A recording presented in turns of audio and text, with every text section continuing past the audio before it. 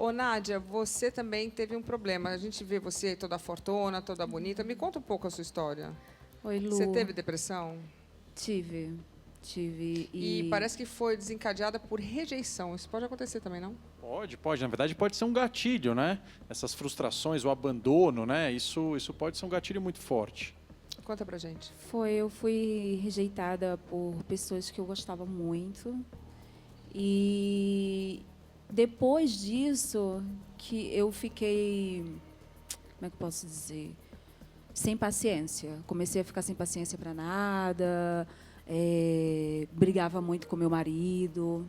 Ele te rejeitava? Não foi ele, não. Tá. Foi a família dele. Ok. Brigava muito com ele, ficava irritada e ficava querendo buscar entender o porquê. E eu não sabia o porquê eu tinha sido rejeitada, porque eu era uma pessoa tão bacana para eles, eu tinha eles como minha família. Eu ficava sem entender e fiquei buscando por uns 3 anos a 4 anos. E depois de... Há um ano atrás, exatamente há um ano atrás, eu descobri que eu estava com depressão. E aí foi quando eu fui no médico. Na verdade, eu fui em vários médicos. Fui no psicólogo, ele falou a mesma coisa. Fui no psiquiatra, ele falou a mesma Falou coisa. o quê? Depressão. Você está com sintomas de depressão. Você toma remédio? Eu tomo. Melhorou? Melhorei.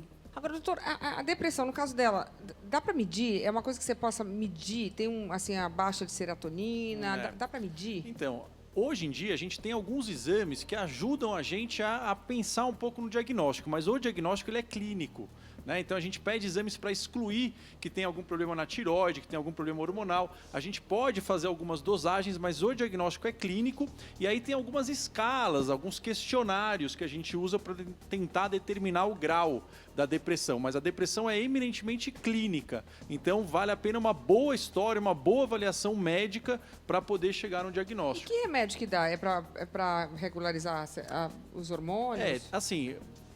Falando de uma forma muito simples, Luciana, são três neurotransmissores que estão diminuídos: serotonina, dopamina e noradrenalina. Entendi. E a ideia é, serotonina tem a ver com ansiedade, dopamina tem a ver com prazer e motivação, noradrenalina tem a ver com energia. A ideia é que a gente escolha medicações que possam reequilibrar isso para que o cérebro possa reaprender a funcionar de um jeito normal. Mas tem medicamentos até naturais para isso, né? Aminoácidos, não tem? Tem alguns fitoterápicos que ajudam, tem alguns suplementos alimentares ômega 3, né? Tem muito estudo com ômega 3.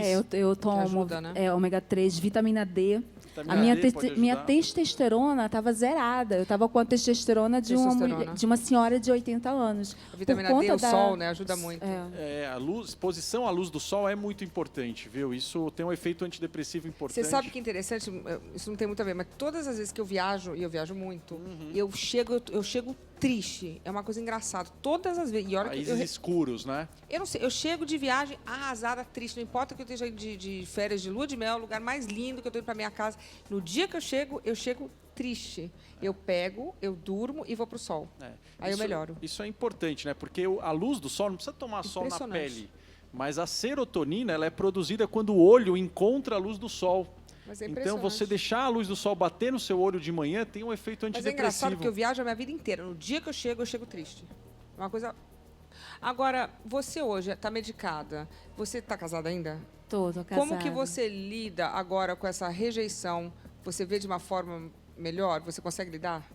Vejo de uma forma melhor. Eu entendi que...